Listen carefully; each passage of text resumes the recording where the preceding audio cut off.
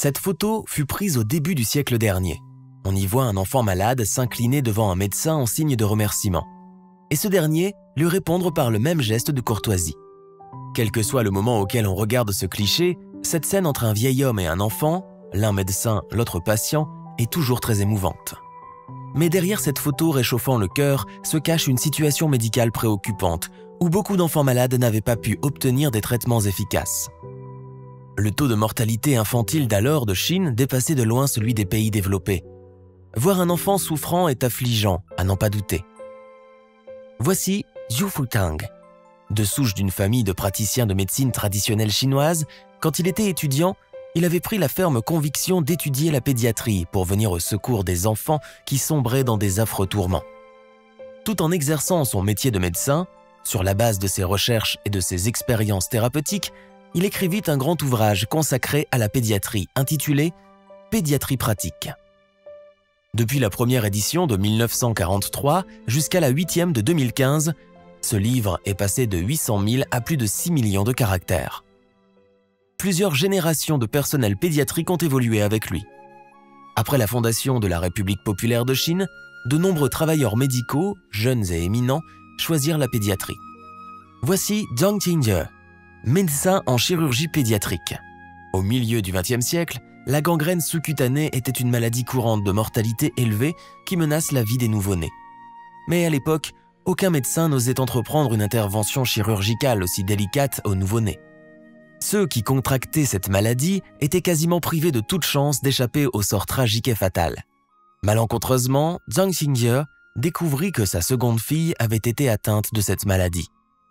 Il prit le courage de procéder à une opération à sa propre fille. Cette action audacieuse inaugura une nouvelle voie de traitement et le recours à l'opération chirurgicale permit par la suite de sauver un nombre incalculable de vies. Âgé aujourd'hui de 100 ans, il continue à travailler à la consultation médicale 2 fois par semaine. Il se lève à chaque arrivée d'un petit patient en le rassurant par un « Bonjour mon petit ». Comme les Chinois le disent souvent, les médecins et en particulier les pédiatres doivent soigner leurs patients avec les mêmes sentiments qu'éprouvent les parents envers leurs enfants. Voici Hu Yamei, médecin spécialisé en leucémie infantile.